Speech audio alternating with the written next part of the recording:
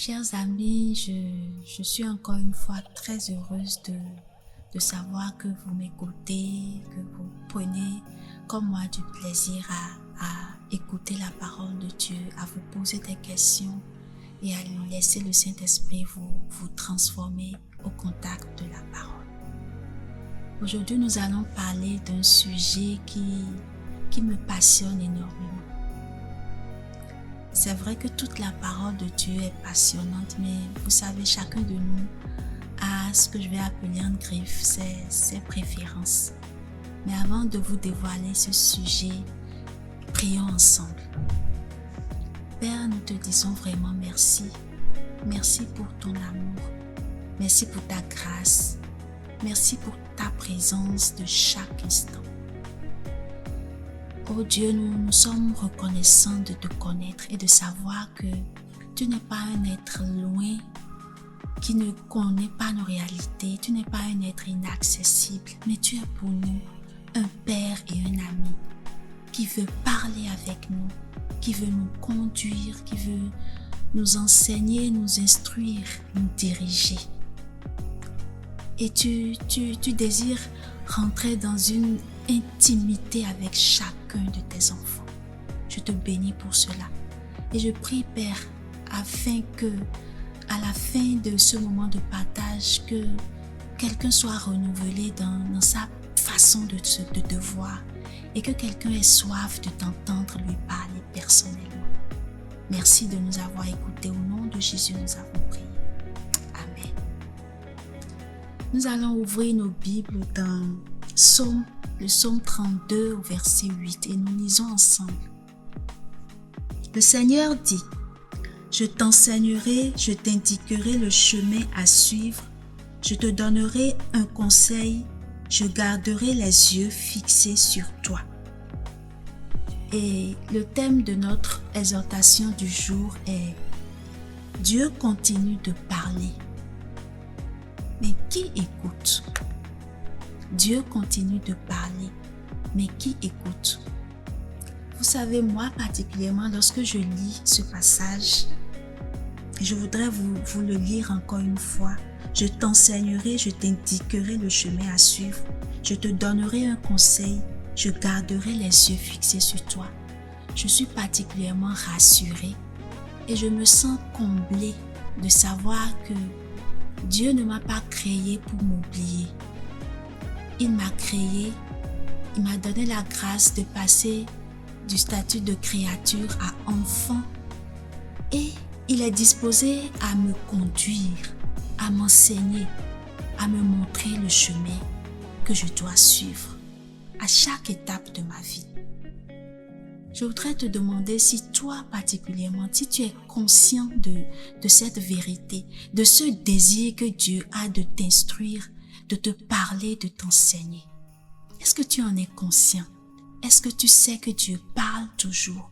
Est-ce qu'il te parle toujours personnellement? Je voudrais que nous lisons encore un passage qui se trouve cette fois-ci dans le livre du prophète Ésaïe. Ésaïe 30, du verset 19 au verset 21. Toi le peuple de Sion, toi qui vis à Jérusalem, tu ne pleureras plus jamais. Quand tu appelleras le Seigneur, il sera bien disposé. Dès qu'il t'entendra, il te répondra.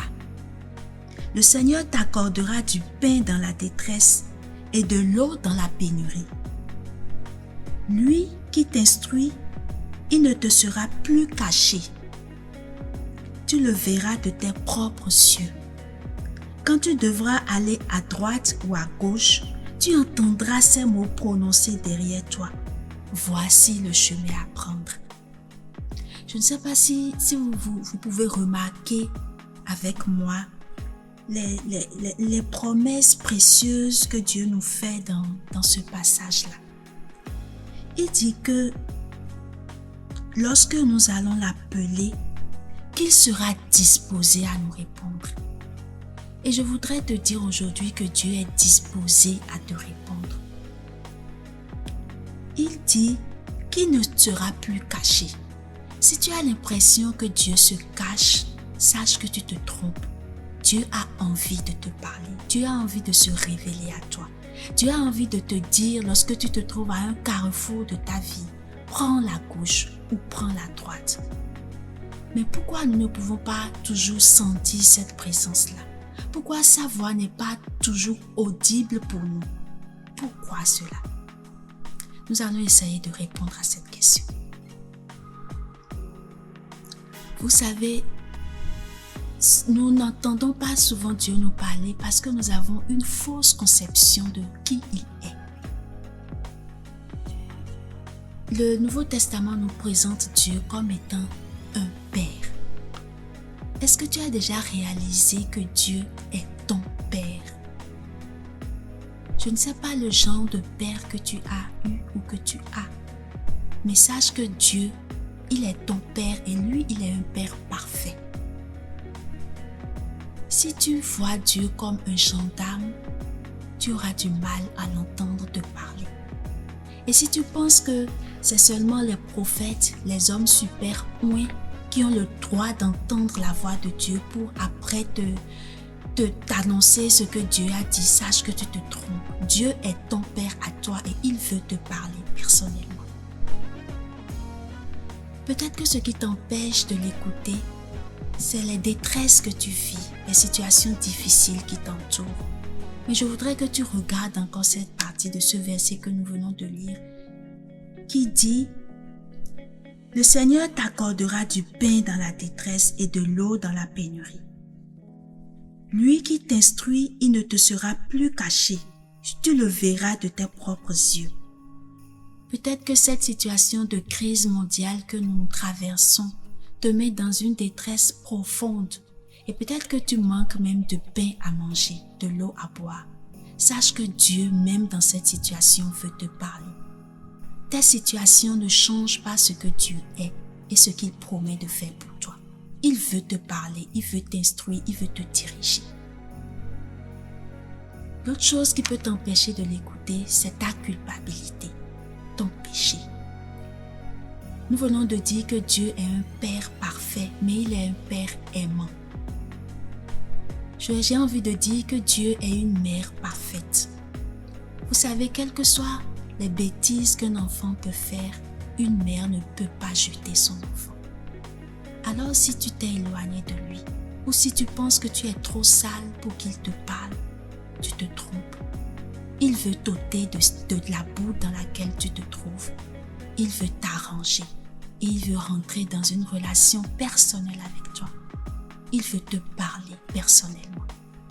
Alors si toi tu es déjà chrétien et tu n'entends pas cette voix de façon audible, sache que si tu es chrétien, le Saint-Esprit est en toi. Et si tu prends garde à sa voix, il te parle du fond de ton cœur. Demande-lui de te donner la sensibilité à sa voix. Mais si toi tu ne sais pas encore ce que c'est qu'être chrétien ou qu'être enfant de Dieu, sache que Dieu veut être un Père pour toi aussi.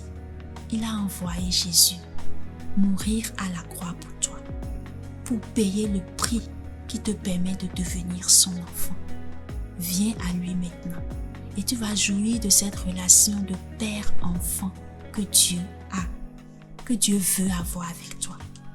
Et pour finir, je voudrais que nous lisions ce verset de Psaume 81, le verset 9 qui nous dit « Mon peuple, écoute-moi, j'ai à t'avertir, si seulement tu m'écoutais Israël. » Je voudrais vous laisser avec ce passage-là pour que vous n'oubliez pas cet appel de Dieu, ce désir de Dieu. Dieu se languit de vous. Dieu veut vous parler. Disposez-lui votre cœur. Dites oui à son appel. Dites oui, je veux t'écouter. Et vous serez remplis de paix, de joie et de bonheur. Nous prions. Seigneur, nous sommes heureux de savoir que non seulement tu es pour nous un Dieu, un Créateur, mais tu veux être un Père et un ami pour nous. Un Père et un ami qui n'est pas silencieux. Un Père et un ami qui veut diriger, qui veut conseiller, qui veut éclairer, qui veut parler. Ouvre les yeux de notre cœur, ouvre notre entendement, ouvre nos oreilles spirituelles. Rends-nous sensibles à ta voix et donne-nous de rentrer dans cette relation d'intimité que tu veux avoir avec nous. Et pour ceux qui m'écoutent et qui ne te connaissent pas encore, Jésus, je prie afin que tu te révèles à eux, que ton esprit les convainc de péché, afin qu'ils puissent rentrer dans ta bergerie et qu'ils puissent sentir ton bras d'amour les éteindre. Merci de nous avoir écoutés, Père Saint. C'est dans le nom de Jésus que nous avons prié. Amen.